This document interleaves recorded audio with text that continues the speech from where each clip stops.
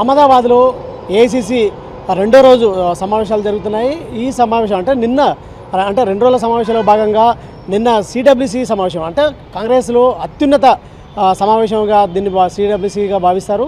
ఈ సమావేశంలో కొన్ని అంటే 7 తీర్మానాలు కూడా కాంగ్రెస్ చేసింది. ప్రధానంగా ఏదైతే వల్లభాయ్ పటేల్ కావచ్చు, అదేవిధంగా గాంధీ మధ్య అగాధాలు సృష్టించి అల్లర్లు అంటే కాంగ్రెస్ ప్రతిష్టను మసకబార్చే విధంగా బీజేపీ చూస్తుంది. దీన్ని ఎడగట్టాలని కూడా భావిస్తున్నట్టు కూడా తీర్మానం చేసిన పరిస్థితి. ఇంకోవైపు ఈ ఆర్ఎస్ఎస్ బీజేపీ అంటే ఒక నాణానికి 2 వైపులా ఆర్ఎస్ఎస్ బీజేపీలో ఉండి కాంగ్రెస్ పాలిత రాష్ట్రాల్లో కూడా బీజేపీ చేస్తున్నటువంటి కుట్రలకు తిప్పికొట్టాలని కూడా తీర్మానం చేసిన పరిస్థితి. సో ఈ విధంగా కొన్ని కీలకంగా తీర్మానాలు చేశారు. ఈ రెండో రోజు సమావేశాల భాగంగా ఏఐసిసి ఈరోజు సమావేశాలు ఏఐసిసికి సంబంధించిన సమావేశాలు అని చెప్పాలి. ఈ సమావేశంలో ఈ సమావేశాలు న్యాయపద్ సంకల్ప్ అదేవిధంగా సమర్పణ సంఘర్ష్ పేరుతో కూడా ఈ సమావేశం జరుగుతుంది. ప్రధానంగా రాజకీయ, ఆర్థిక, సామాజిక, అంతర్జాతీయ, సంస్థాగత అంశాలపై కూడా ఈ సమావేశంలో చర్చ జరుగుతుందని చెప్పొచ్చు.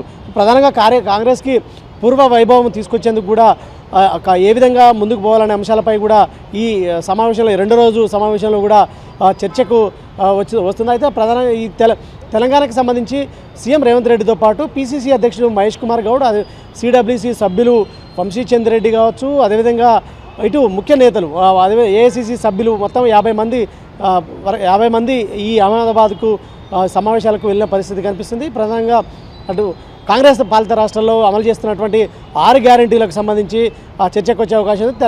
ముఖ్యంగా తెలంగాణలో కాంగ్రెస్ ప్రభుత్వం అమలు చేస్తున్న సీఎం రేవంత్ రెడ్డి ఆధ్వర్యంలో కూడా చేస్తున్నటువంటి 6 గ్యారెంటీల అమలుకు సంబంధించి కూడా చర్చకు వచ్చే అవకాశం ఉంది. ఇంకోవైపు దేశవ్యాప్తంగా ప్రతిష్టాత్మకంగా తీసుకున్నటువంటి కులగణనకు సంబంధించి అదేవిధంగా 2 లక్షల ఏకకాలంలో రుణమాఫీ అంశాలు కూడా ప్రధానంగా చర్చకు వచ్చే అవకాశం కనిపిస్తుంది. మొత్తంగా ఈరోజు ఈ ఏఐసిసి సమావేశంలో కాంగ్రెస్కు అంటే కింది స్థాయి నుండి కూడా పార్టీని బలోపేతం చేయాలి, సంస్థాగతంగా కూడా మార్పులు తీసుకురావాలని కూడా ఇప్పటికే ఏఐసిసి చీఫ్ మల్లికార్జున ఖర్గే కావచ్చు, అదేవిధంగా అగ్రనేత రాహుల్ గాంధీ, సోనియా గాంధీ కూడా చెప్పిన పరిస్థితి కనిపిస్తుంది. ఈ నేపథ్యంలో కూడా పార్టీని ఏ విధంగా కింది స్థాయి నుండి మళ్ళీ బలోపేతం చేయాలి, అదే ఈ సమావేశంలో కూడా తీర్మానం చేపట్టడం. మొత్తంగా ఈ సమావేశానికి 2000 మంది ముఖ్యులు హాజరైన పరిస్థితి.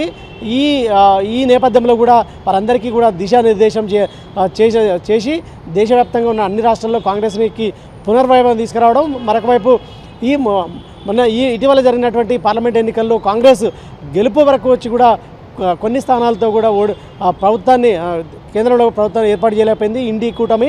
సో మరి వచ్చే ఎన్నికల్లో ఖచ్చితంగా ఇండి కూటమి ప్రభుత్వాన్ని ఏర్పాటు చేయాలి. కాంగ్రెస్ ఆధ్వర్యంలో రాహుల్ గాంధీని ప్రధాని చేయాలి, ఏ విధంగా ప్రధాని చేయాలనే అంశాలు కూడా ప్రధానంగా చర్చకు వచ్చే అవకాశాలు అయితే కనిపిస్తున్నాయి.